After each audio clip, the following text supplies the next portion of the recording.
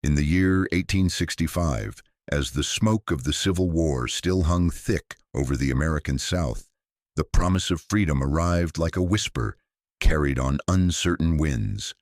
For 4 million souls who had known only bondage, emancipation was a word that tasted both sweet and bitter, sweet for its promise, bitter for the reality that followed, because freedom, as they would soon discover, was merely a word written on paper, while terror was written in blood across the land they still called home. If stories like this remind you that history still bleeds beneath the surface, hit that like button and subscribe to help keep these forgotten voices alive. Tell me in the comments where you're listening from and whether you think justice ever truly came for these people. Enjoy the story. In the red clay hills of northern Georgia, where cotton fields stretched like white oceans beneath merciless skies, there stood the ruins of what had once been the Hartwell plantation. The great house, with its columned portico and widow's walk, had been reduced to blackened timbers and crumbling chimneys. The slave quarters, those narrow wooden shacks that had housed generations of captive labor, stood empty and silent, their doors hanging open like mouths frozen in perpetual screams. The fields themselves bore the scars of war, trampled and burned by armies both blue and gray, the earth itself seeming to reject the seeds of a crop that had been watered with so much suffering. It was to these ruins that a woman returned in the autumn of 1865. Her name was Evelyn, though for much of her life she had been called simply by the name her enslavers chose, a name she had shed like a snake sheds its skin when the proclamation came. She was 32 years old, though her eyes held the weight of centuries. She wore a simple black dress, mended many times, and a dark veil that obscured her features from casual observation. Her back was straight, her movements deliberate and graceful, her hands calloused from decades of labor that had enriched others while leaving her with nothing. The townspeople who saw her walking the dusty road back to Hartwell whispered among themselves.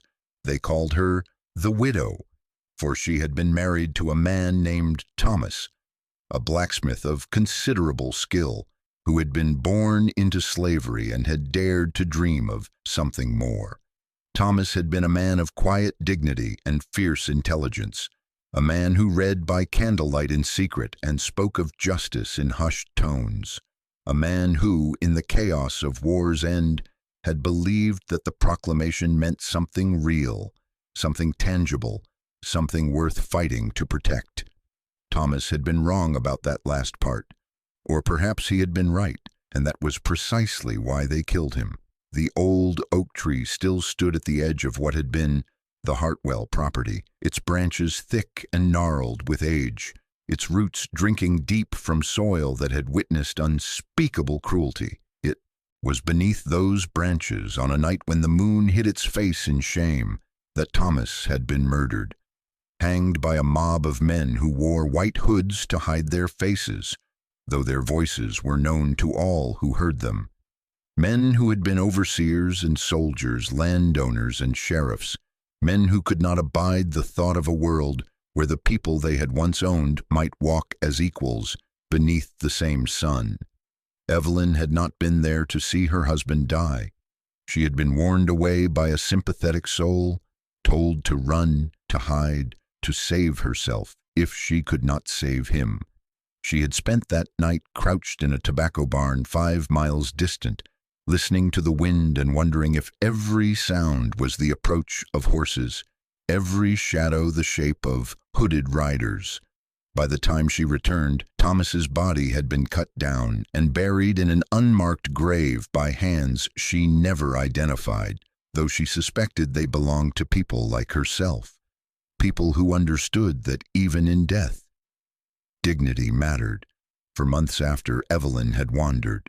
She had walked to Atlanta, to Savannah, searching for work, for safety, for some semblance of a life that made sense in this new world that was not new at all. But everywhere she went, she found the same story written in different hands. Freedom was a phantom.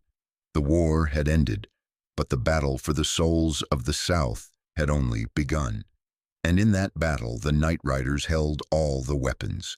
They called themselves many things, these men in white, knights, defenders, patriots. But they were none of these things. They were the Ku Klux Klan, born from the ashes of Confederate defeat, nursed on hatred and fear, growing like poison ivy across the landscape of Reconstruction. Their leader in Hartwell County was a man named Captain Silas Ward, a former cavalry officer who had ridden with Nathan Bedford Forrest and who wore his Confederate uniform even in peacetime, as though the war might still be won if only he refused to surrender. Ward was a tall man with pale blue eyes and a voice that carried authority, even when he whispered. He owned what was left of 3 plantations, employed former slaves at wages that might as well have been slavery by another name, and ruled the county with a combination of legal power and extra-legal violence. He sat on the town council. He drank whiskey with the judge. He led the Klan with the same tactical precision he had once used to command cavalry charges, and he was very, very good at his work. It was Ward who had given the order to hang Thomas, Ward who had placed the noose around his neck, Ward who had smiled as the rope went taut and a good man's life ended in choking darkness. And it was Ward who still walked free, unpunished and unrepentant, his power only growing as federal troops withdrew and the promise of Reconstruction crumbled like the Hartwell mansion itself. Evelyn knew all of this. She had learned it piece by piece in whispered conversations and overheard boasts, in the careful observation of a woman who had spent her entire life learning to see what others thought invisible. And it was this knowledge that brought her back to Hartwell in the autumn of 1865, back to the ruins and the memories, back to the land that had taken everything from her. She returned to bury what remained of her husband properly. The unmarked grave had been lost to time and overgrowth, but she searched for 3 days until she found it, guided by memory and intuition, and perhaps by something deeper than either. With her own hands, she dug down through red Georgia clay until she found what was left of Thomas. The body had long since returned to earth, but there, among the bones and rotted cloth, she found something that made her breath catch in her throat. A locket. Brass tarnished green with age and earth, but still intact. It had been Thomas's most prized possession, given to him by his mother before she was sold away when he was just a child. Evelyn's hands trembled as she opened it. Inside was a faded photograph of the two of them, taken by a traveling photographer in the brief window between emancipation and Thomas's death. They stood stiff and formal in that image, but their eyes held hope. Beneath the photograph, folded so small it seemed impossible, was a piece of paper. With infinite care, Evelyn unfolded it. The paper was brittle, stained, barely legible, but she could make out Thomas's careful handwriting. It was a map. More than a map. It was a record. Names of Klan members, dates of meetings, routes they used for their night rides, plans Thomas had been gathering, evidence he had been collecting, information he had intended to give to federal authorities before the Night Riders learned what he was doing and silenced him forever. As Evelyn knelt there in the dirt beside her husband's grave, holding this paper in her hands, something shifted inside her. The grief that had been like a stone in her chest for months transformed into something harder, something sharper, something that cut both ways. She had returned to bury Thomas. She had returned to mourn. But as the sun set over the ruins of Hartwell Plantation, casting long shadows across the scarred fields, Evelyn made a different kind of vow. She would finish what Thomas had started, but she would not do it his way. She would not go to authorities who would not listen, would not appeal to laws that were not enforced, would not place her faith in a justice system that existed only in theory. No, she would become something else entirely, something these men who wore hoods and spoke of honor would never expect. She would become their judgment. That night, Evelyn began to plan. She did not plan with rage or recklessness. She planned with the cold precision of a woman who had spent her entire life surviving in a world designed to destroy her. She planned with the intelligence that slavery had tried to suppress, but could never quite extinguish. She planned with the patience of someone who understood that true power came not from force, but from knowing exactly when and how to apply pressure to make an entire structure collapse. The cabin she chose to occupy was one of the old slave quarters, far enough from the road to offer privacy, close enough to town to seem innocent. She cleaned it slowly, methodically, making it habitable again. She planted a small garden. She visited the town market, speaking softly to vendors, offering gentle smiles, presenting herself as a woman broken by loss and seeking only peace. She attended church services, sitting in the back, where former slaves were permitted, her head bowed in prayer that looked like submission but was actually observation. And slowly, carefully, she began to spread a story.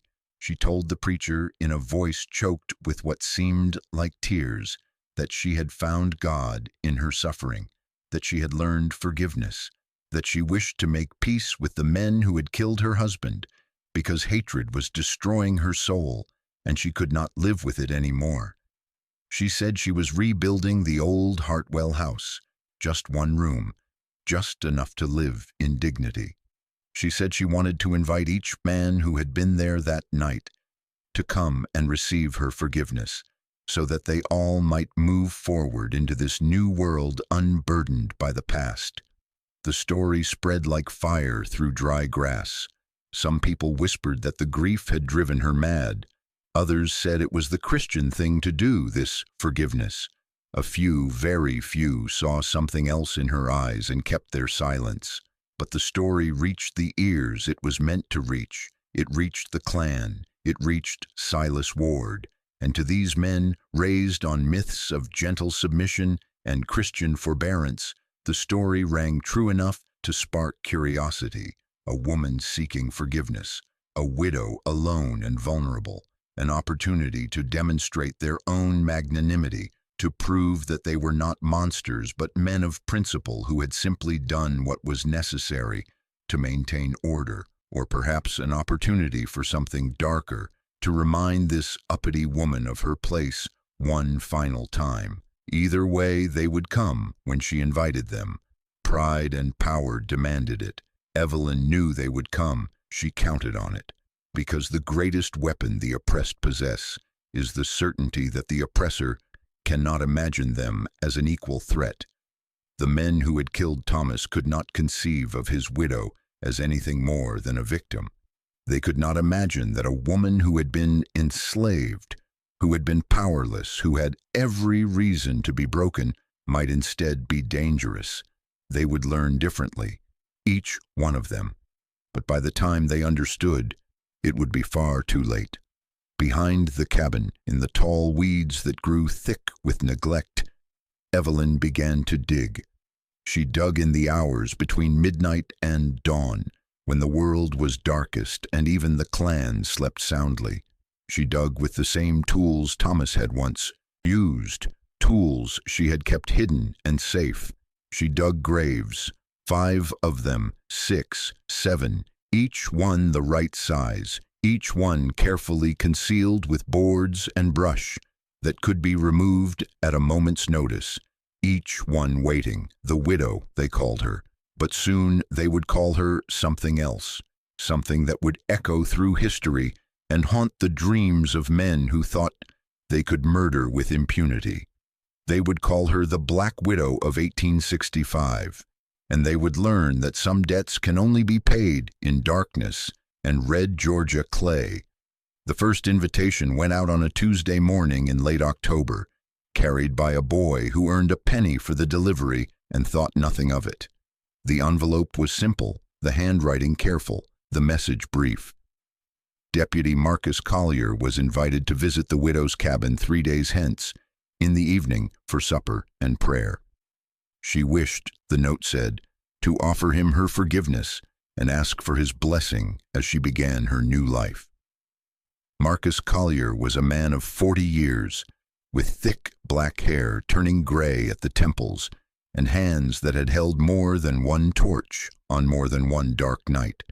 He had been Ward's right hand at Thomas's lynching, had watched the blacksmith's life drain away without a flicker of remorse, had gone home afterward and slept soundly. He was deputy by title but Klansman by calling, and he wore both badges with equal pride. When he received the invitation, Collier laughed. He showed it to his wife, who frowned and advised him not to go. He showed it to Ward, who smiled and said it might be interesting to see what the woman had in mind. He showed it to his fellow riders, who joked about what they might do with a woman alone in a cabin so far from help. But in the end, curiosity and arrogance won out over caution. He would go.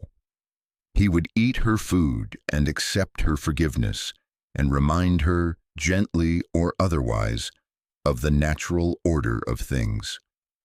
On the appointed evening, as the sun painted the sky in shades of copper and blood, Marcus Collier rode his horse down the narrow path to the widow's cabin. He came alone, as the invitation specified, though he carried a pistol beneath his coat and a knife in his boot. He was not afraid. Men like Marcus Collier were never afraid of women like Evelyn. She met him at the door with a smile that did not quite reach her eyes. She wore her black dress and had prepared a simple meal: cornbread, beans, greens from her garden. She invited him in, her voice soft and deferential, her movements careful and non-threatening. She offered him the only good chair in the cabin while she sat on a simple stool. She served him food on the only plate that was not chipped. She played her role perfectly. Collier ate and talked. He talked about the town, about the changes since the war, about how difficult these times were for everyone, how important it was to maintain order and respect for tradition. He talked about Thomas actually dared to speak her dead husband's name, saying what a shame it was, what a tragedy, but surely she understood that some examples had to be made. His voice carried that peculiar Southern gentility that could make murder sound like a civic duty. Evelyn listened and nodded and refilled his glass with water. She spoke when spoken to, agreed when expected to agree, and all the while she watched him with eyes that saw everything. She saw how he relaxed as the meal went on, how he leaned back in the chair, how his hand moved away from the bulge of his hidden pistol. She saw how he assumed her compliance, her forgiveness, her broken spirit. She saw him see exactly what he expected to see, and nothing more. When the meal was finished, Evelyn asked if he would do her a kindness. She was building, she said, a memorial garden behind the cabin, a place to plant flowers in memory of Thomas, a place for prayer and reflection. She had dug the space herself, but she wanted it blessed by a godly man before she planted anything. Would he, as a deputy and a church-going Christian, kneel with her by the prepared earth and offer a prayer? Collier was flattered. He was also slightly drunk on his own power and the satisfaction of seeing a defiant woman properly humbled. He agreed readily. He followed her out into the darkness behind the cabin, guided by the light of a single lantern she carried. The memorial garden, she explained, was just beyond the weeds, where the earth was soft and rich. She led him to a spot where the ground looked freshly turned, a rectangle of dark earth about 7 feet long and 3 feet wide. She had placed stones around it, she said, to mark the boundary. She asked him to stand at one end while she stood at the other, so they could properly bless the whole space. She asked him to bow his head and close his eyes in prayer. Marcus Collier did as she asked, and the ground beneath him collapsed. The grave Evelyn had dug was 12 feet deep, lined with sharp stakes at the bottom, the covering boards calibrated to hold the weight of air and earth, but not the weight of a man. Collier fell through darkness with barely time to scream before the stakes pierced through him and ended his capacity for sound forever. Above, Evelyn stood at the edge and looked down at the shape in the shadows below. Her face was calm, her hands were steady. She spoke no words, offered no prayers, showed no triumph and no grief. She simply began to shovel earth back into the hole, methodically covering what had been Marcus Collier until the memorial garden looked exactly as it had before, just slightly more filled, just slightly more settled. She worked through the night. By dawn, the grave was complete, marked with flowers she had transplanted from the wild edges of the property. To anyone who might look, it would seem she had planted a garden, nothing more. And Marcus Collier, who had left his home expecting to return before midnight, would simply never return at all. When Collier did not come home that night, his wife waited. When he did not come home the next day, she went to the sheriff. When the sheriff organized a search party, they found Collier's horse grazing peacefully near the widow's cabin, its reins trailing in the grass. They questioned Evelyn, who stood on her porch with confused eyes and trembling hands. Yes, she said, the deputy had come. Yes, they had shared supper. Yes, he had blessed her memorial garden. And then he had left, riding off into the darkness, saying he had one more stop to make before going home. She had not seen him since. She was so sorry. She hoped he was all right. Perhaps his horse had thrown him somewhere in the dark. The men searched the woods and the roads. They found nothing. Collier had simply vanished, as completely as if the earth had swallowed him whole. Which, of course, it had. In the weeks that followed, rumors began to spread through Hartwell County like fog through a graveyard. Some said Collier had run off with another woman. Others claimed he had stolen money and fled north. A few whispered about the widow and her memorial garden, but those whispers were dismissed by men who could not imagine that a woman, particularly a woman who had been enslaved, could pose any real threat. Ward himself investigated, visiting Evelyn's cabin and questioning her with eyes that tried to see through her veil of grief and confusion. But he saw nothing that concerned him. Just a woman alone, tending her flowers, trying to make a life from ruins. He did not see the small smile that touched her lips after he left. He did not see the way she walked out to the memorial garden that night and stood looking down at the earth with satisfaction. He did not see her pull out Thomas's list of names and carefully, precisely cross out the first one. The second invitation went out 2 weeks later. This one was addressed to Henry Bishop, a farmer who had provided the rope. He came cautiously, having heard about Collier's disappearance, but Evelyn's gentle demeanor and the presence of other townspeople who had begun visiting her cabin for prayer meetings convinced him she was harmless. He came at midday instead of evening, thinking the sun would protect him from whatever had taken Collier. He was wrong. The trap Evelyn laid for him was different but equally effective. She asked him to help her move a heavy barrel in the cabin, saying she was not strong enough alone. The barrel was positioned over a section of floor she had carefully weakened and beneath which was another grave. When Bishop bent to lift it, the floor gave way, and he fell through into darkness. This time Evelyn did not use stakes. She simply replaced the boards, nailed them down, and let suffocation do what violence had done for Collier. By evening, Bishop was dead, and the floor looked exactly as it always had, the barrel positioned innocently over the hidden grave. When Bishop's wife came looking for him 2 days later, Evelyn said with tears in her eyes that he had left after helping her, saying he was going into town. She had thanked him so profusely for his kindness, she could not understand where he might have gone. The widow wife left, and Evelyn added a rug over the barrel, and life continued. 3 men gone now, and the Klan was beginning to notice a pattern, though they could not quite articulate what it was. Men who visited the widow were disappearing, but how and why? And if it was her doing, how was she managing it? She was just a woman, just a former slave, just a widow tending her flowers and praying in her cabin. She posed no threat. She could not pose a threat, but doubt began to creep in. Fear, that old familiar friend of the clan, began to turn its face toward them instead of radiating outward toward their victims. They began to watch her more carefully. They began to question their assumptions. And they began, slowly, to turn on each other. This was where Evelyn's true genius revealed itself. She did not need to kill every man on Thomas's list. She only needed to kill enough to make them afraid, and then let that fear do the rest of her work for her. She began to leave traces, small clues that pointed not to her, but to members of the clan itself. A torn piece of white hood near where Bishop had disappeared. A pair of riding gloves that belonged to one member found near another member's property. Muddy boot prints that matched one clansman's boots, leading away from Collier's abandoned horse.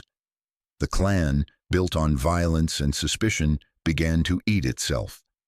Ward called meetings where men accused each other of being traitors, of working with federal authorities, of eliminating fellow members to cover their own crimes.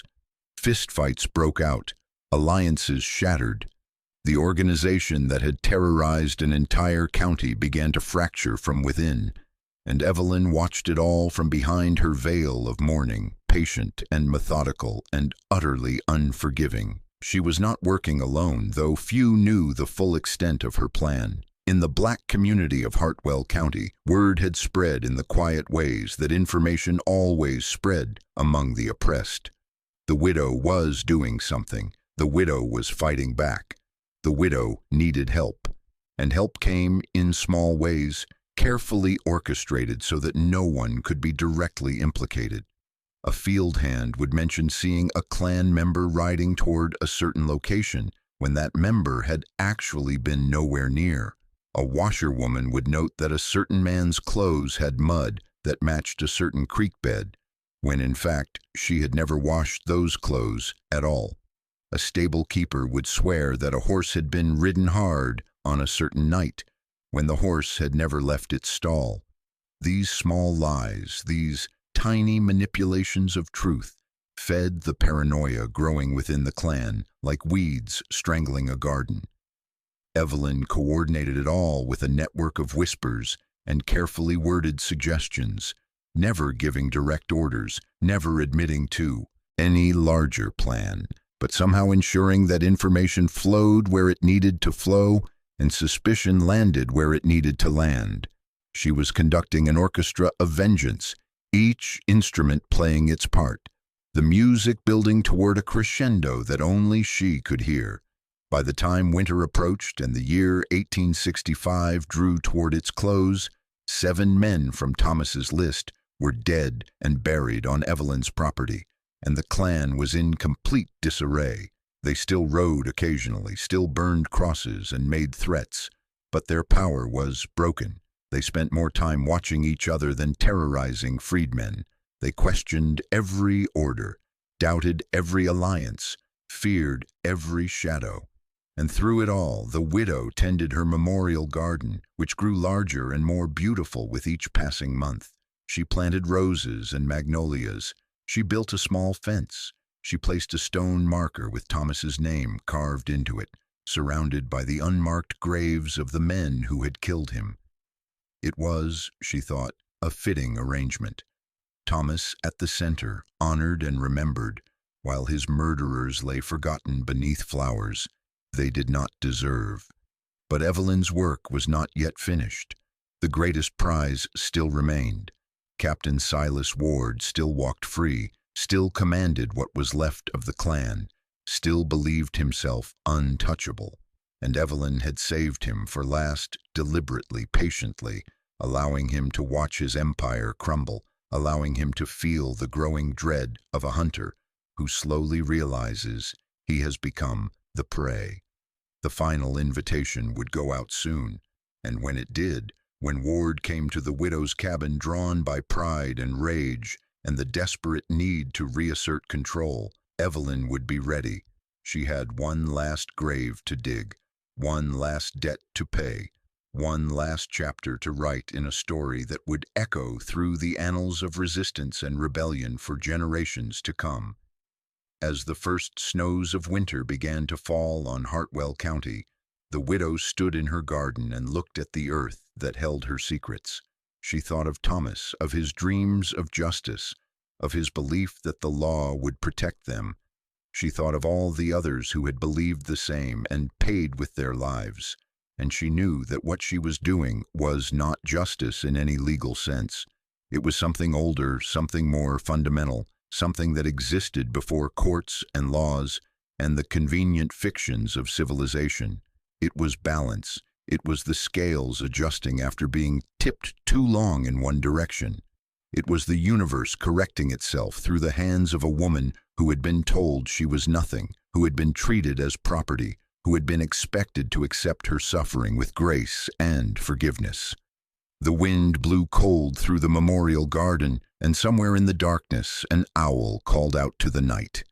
Evelyn pulled her shawl tighter and walked back to her cabin, where a lantern burned in the window and a plan waited to be completed. The end game was approaching, and she had never been more ready. The invitation to Captain Silas Ward was delivered on the first day of December, 1865. Unlike the others, this one was not gentle or deferential. It was direct, almost challenging. Evelyn wrote that she knew he was responsible for organizing the night that took her husband. She wrote that she had prayed for guidance and received a vision, that she must face him, speak truth to him, and offer him the chance to confess his sins before God. She invited him to come alone, on the night of the winter solstice when the darkness was longest and the truth could finally be spoken. It was a calculated risk. Ward was more intelligent than his subordinates, more suspicious, more dangerous. But Evelyn knew his weakness. It was the same weakness that afflicted all men like him, the inability to accept that someone he considered inferior might outwit him. Ward would come because his pride demanded it. He would come because he needed to reassert his dominance.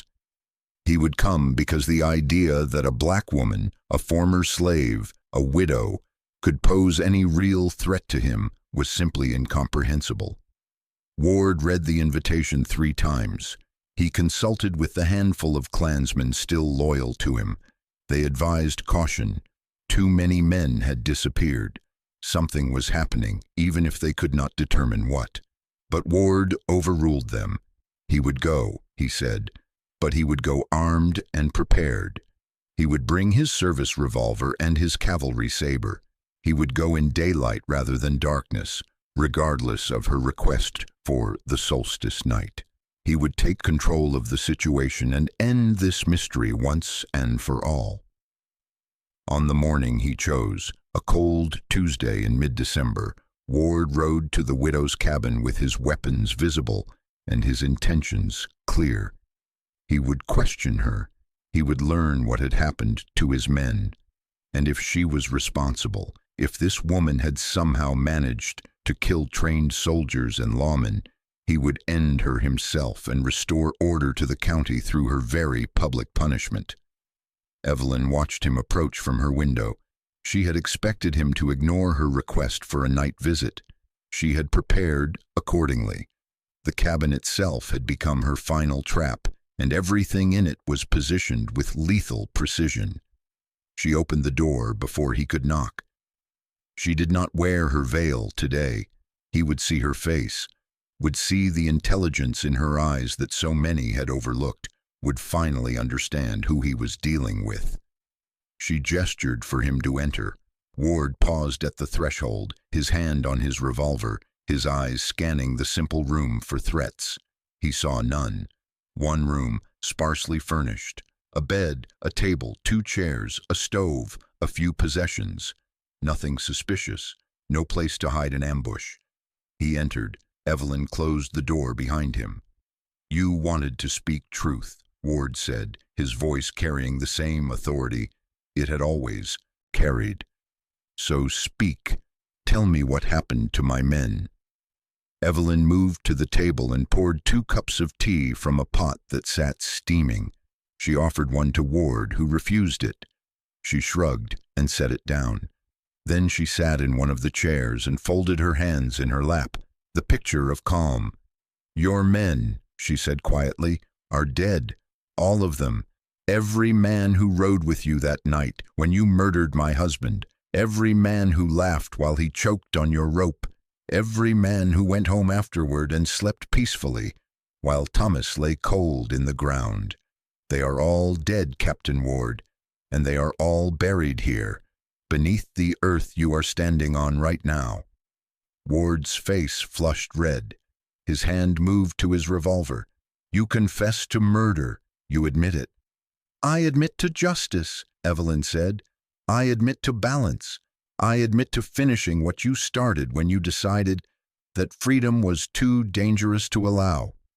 "You are insane," Ward said, but his eyes were scanning the cabin again, looking beneath the furniture, seeing the floorboards, and wondering what might lie beneath them. "You are one woman. You could not have killed 7 men." "I am one woman who spent 30 years learning to be invisible," Evelyn replied. "One woman who learned to listen and watch and understand how men like you think. One woman who knew that your greatest weakness is your certainty that I am weak." She stood slowly. "You came here to threaten me, Captain. You came here with your weapons and your righteousness, but you made the same mistake all the others made. You came." Ward drew his revolver and pointed it at her. "Where are they? Show me the bodies." "Beneath your feet," Evelyn said. "The floorboards are pine, easy to remove and replace. 5 of them are under this cabin. 2 are in the memorial garden outside. Your deputy is the deepest, 12 feet down, because he was the first and I did not yet know how ambitious I could be." Ward's hand shook slightly. He was beginning to understand, beginning to feel the first cold touch of fear. "I will kill you," he said. "I will shoot you where you stand and burn this cabin to ashes." "You will try," Evelyn agreed. She took a step backward toward the stove. "But first, you should know something. This cabin is not just a cabin anymore. It is a tomb, and you have been inside it for too long." Her hand moved faster than Ward expected, and she kicked over the stove.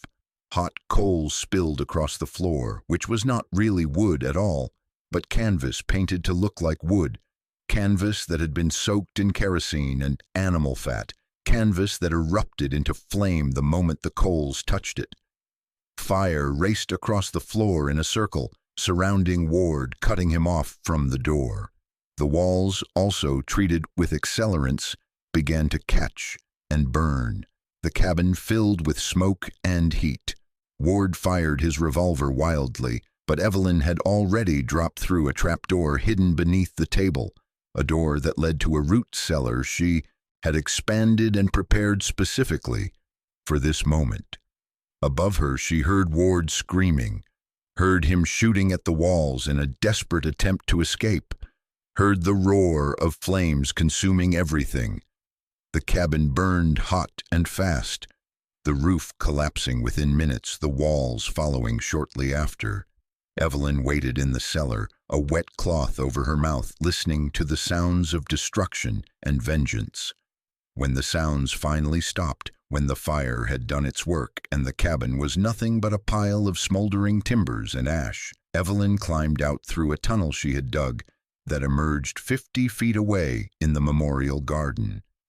She stood there in the cold December air, covered in soot, breathing hard, watching the last of the flames dance against the gray sky.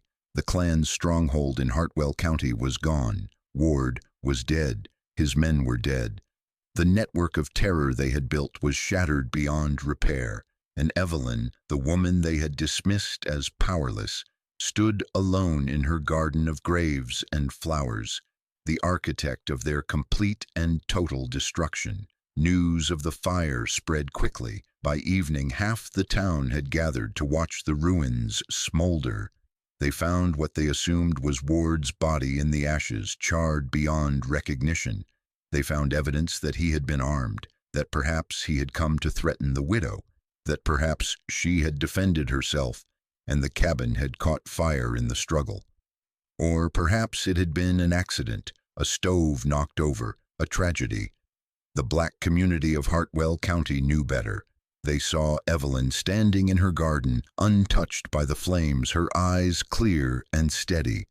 They saw the memorial garden with its many flowers. They understood, in the way that oppressed people always understand such things, that something profound had occurred, that the balance had shifted, even if just for a moment, that the terror had been turned back on the terrorists.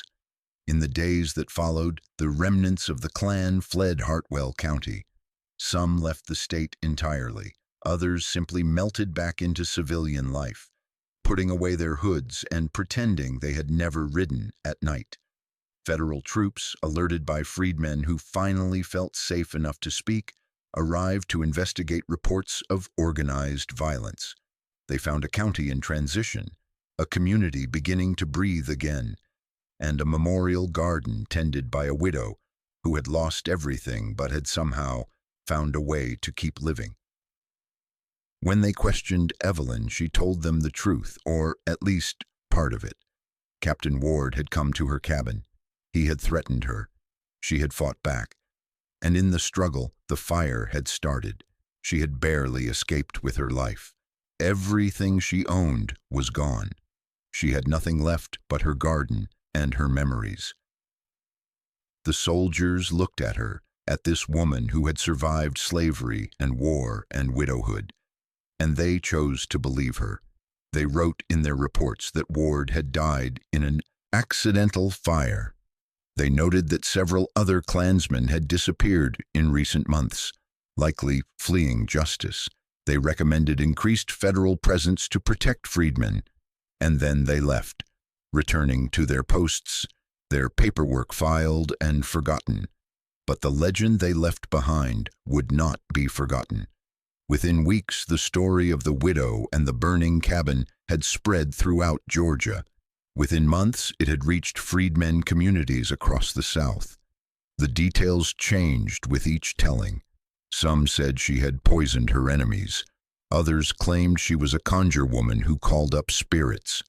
A few said she had help from Union soldiers or Northern abolitionists. But the core truth remained constant. A black woman, a former slave, had faced the Klan and won. Not through appeals to law or morality, but through intelligence and courage and the kind of ruthless determination that survival demands. They began to call her the Black Widow of 1865. The name spread like wildfire through communities that had known only fear and suffering. Mothers whispered it to daughters.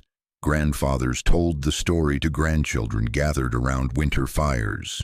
Preachers spoke of her in sermons as an instrument of divine justice, proof that God had not abandoned the oppressed, and that the Klan, wherever they gathered in those Reconstruction years, heard the name and felt something they had made others feel for so long: fear. Evelyn herself did not encourage the legend. She rebuilt her cabin, smaller this time, more practical. She continued to tend her memorial garden, which became a place of pilgrimage for freedmen traveling through the county. They would stop and stand in silence among the flowers, not knowing what lay beneath their feet, but sensing the weight of history in that soil.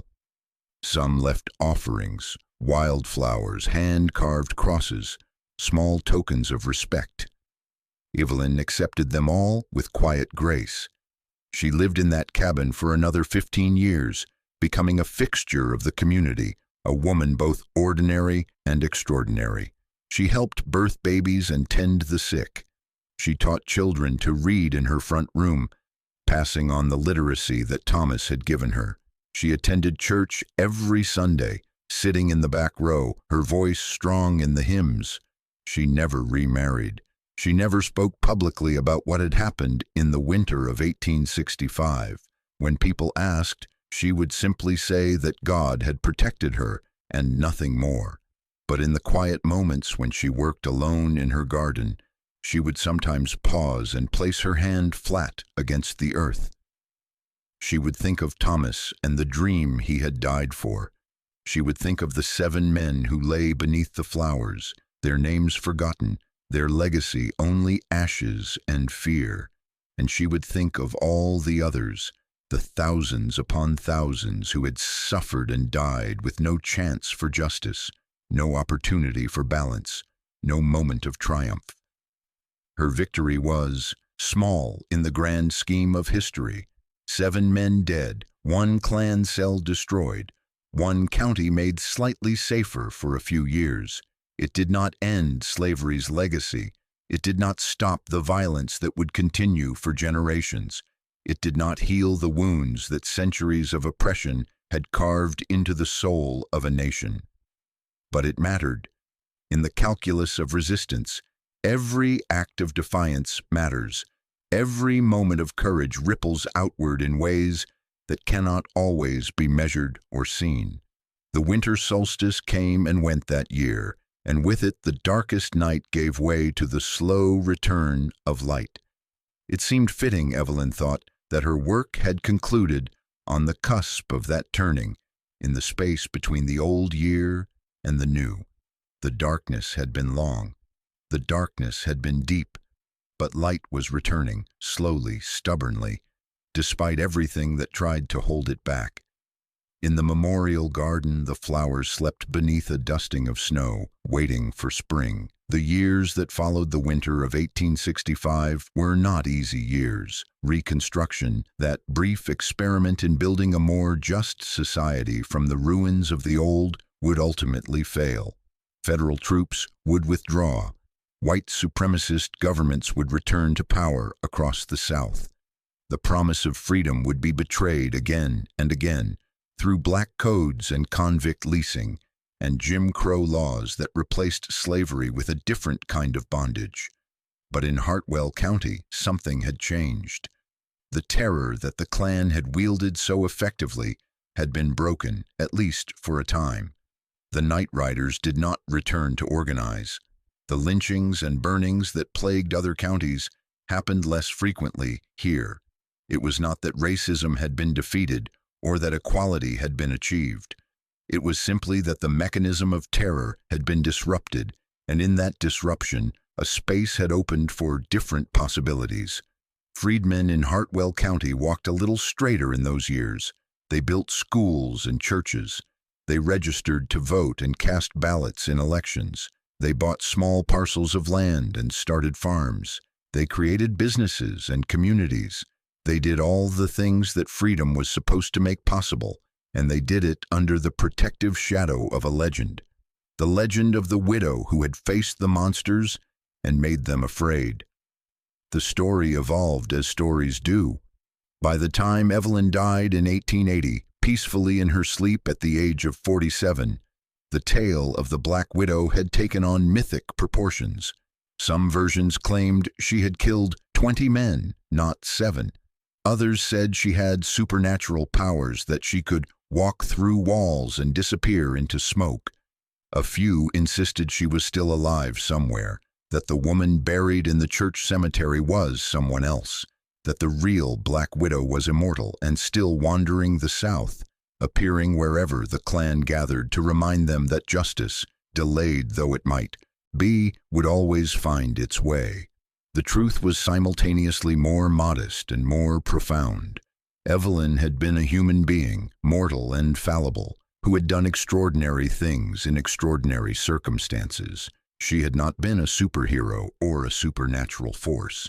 She had been a woman who refused to accept that her husband's murder would go unanswered, who used the intelligence and skill she had developed through a lifetime of navigating oppression, and who executed a plan with precision and patience. What made her remarkable was not magic, but method. What made her dangerous was not power, but understanding. She had studied her enemies as thoroughly as they had failed to study her. She had anticipated their moves because she had spent decades learning how they thought, how they justified their violence, how they saw the world. And she had used that knowledge to dismantle them from within. exploiting their arrogance and their inability to imagine her as anything more than a victim. The children who heard her story in the 1880s and 90s grew up with a different sense of possibility than their parents had known. They learned that resistance was not futile. They learned that intelligence could be as powerful as violence. They learned that the oppressor's greatest weapon was the psychological belief in their own invincibility, and that weapon could be turned against them. When those children became adults, in the early 1900s, some of them joined organizations like the NAACP, founded in 1909. Some became journalists who documented lynchings and racial violence, refusing to let these crimes remain hidden. Some became lawyers who fought segregation in the courts. Some became teachers who passed on literacy and knowledge as weapons against oppression, and all of them carried with them, consciously or unconsciously, the lesson of the Black Widow, that the powerless are never as powerless as the powerful believe. The story crossed generations and geography. It traveled north with the Great Migration, told and retold in Chicago and Detroit and New York, adapting to new contexts, but maintaining its essential truth. It was sung in blues songs and field hollers. It was encoded in folk tales and family histories. It became part of the vast oral tradition of African American resistance, taking its place alongside stories of Harriet Tubman and Nat Turner, Denmark Vesey and Sojourner Truth. During the civil rights movement of the 1950s and 60s, when Black Americans again faced organized white supremacist violence, the legend of the Black Widow re-emerged with new relevance. Freedom riders traveling through Georgia would sometimes detour through Hartwell County to visit the old Memorial Garden, which had been maintained by the local Black community and eventually turned into a small park. They would stand among descendants of the flowers Evelyn had planted and draw courage from the knowledge that resistance had deep roots, that the struggle they were engaged in was part of a longer history of refusal and rebellion. The Memorial Garden itself became a site of pilgrimage and reflection.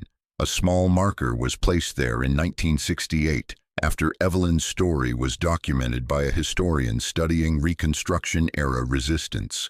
The marker did not tell the whole truth. It could not for legal and political reasons, but it acknowledged her as a symbol of courage during a dark time. It noted that she had lost her husband to racial violence and had worked to rebuild her life and community. It said she was remembered for her strength and her refusal to be broken by grief. Those who knew the full story would stand before that marker and smile at what it left unsaid, because the most important part of the legacy was precisely what could not be written on official markers or recorded in respectable histories. It was the whispered truth passed from grandmother to granddaughter, the knowledge shared in kitchens and beauty shops, the understanding that sometimes justice came not from the courts, but from the courage of individuals who refused to accept injustice. The psychological impact of the legend was perhaps more important than the historical facts. For generations of Black Americans living under oppression, the story of the Black Widow provided something essential: proof that the powerful were not invincible, that the system of terror that seemed so absolute had cracks and vulnerabilities, that intelligence and determination could create change even in the most desperate circumstances. It countered the narrative of helplessness that oppression always tries to create. It rejected the idea that the oppressed must wait for salvation from outside, must appeal to the conscience of their oppressors, must suffer with patience and hope that eventually someone else would make things right. Instead, it celebrated agency and action, the capacity of the oppressed to become architects of their own liberation. This was not a message of mindless violence or revenge for its own sake. Evelyn had not killed randomly or out of simple hatred. She had been strategic, targeted, purposeful. She had identified the specific individuals responsible for her husband's death and the broader terror campaign. She had planned carefully, minimizing risk to herself and her community. She had understood that her actions would send a message far beyond the immediate deaths, that the Klan was vulnerable, that their anonymity could be pierced, that their power rested on fear which could be reversed. The philosophical implications of her story resonated across generations. It raised profound questions about justice and morality in systems designed to deny both.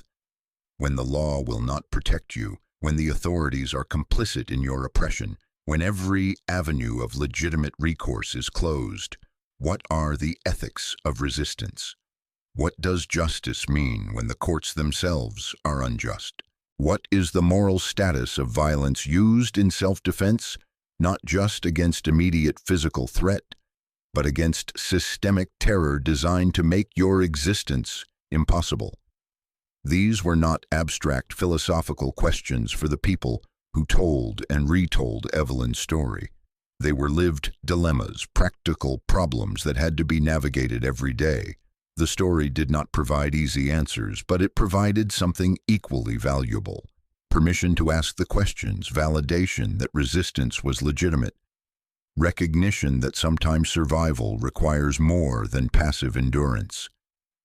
In the broader context of American history, the Black Widow of 1865 represents a truth that official histories often obscure: that the end of slavery did not mean the end of the struggle, and that the struggle was waged not just by famous leaders and mass movements, but by countless individuals whose names we will never know, who found ways to resist in their own circumstances, who refused to accept the world as it was, and worked to change it in whatever ways they could. Evelyn's memorial garden still exists, though the original flowers have long since been replaced by their descendants, plants grown from seeds that carry the memory of soil, enriched by both justice and vengeance. The cabin was rebuilt and rebuilt again over the years, and eventually replaced by a small museum dedicated to telling the stories of freedmen in Reconstruction-era Georgia. The memorial garden is part of that museum grounds now, carefully tended, a place where school groups come to learn about history and courage. The 7 graves beneath the flowers have never been officially acknowledged.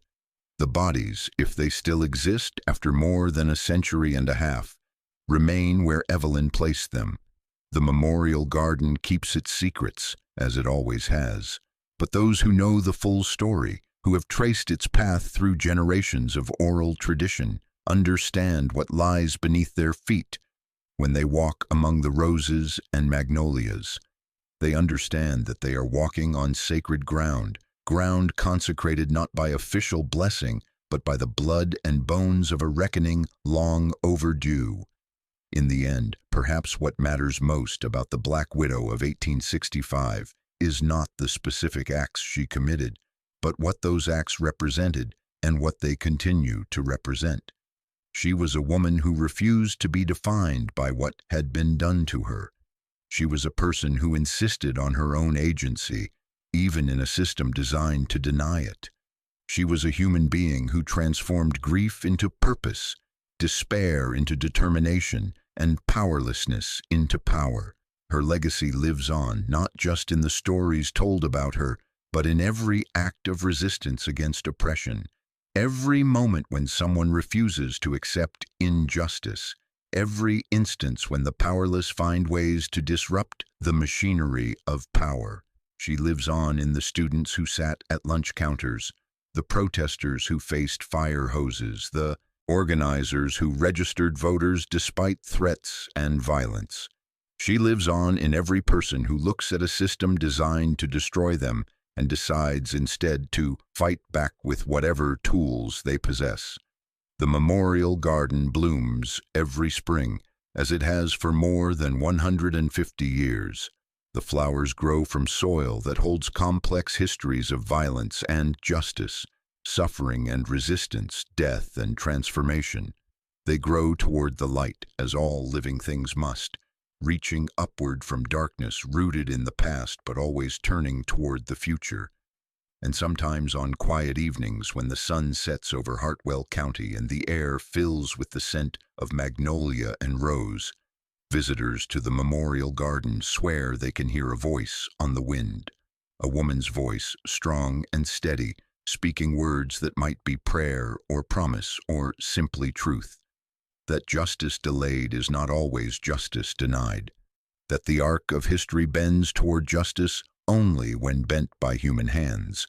That the struggle for dignity and freedom never ends, but evolves across generations, each one inheriting the work and passing it forward.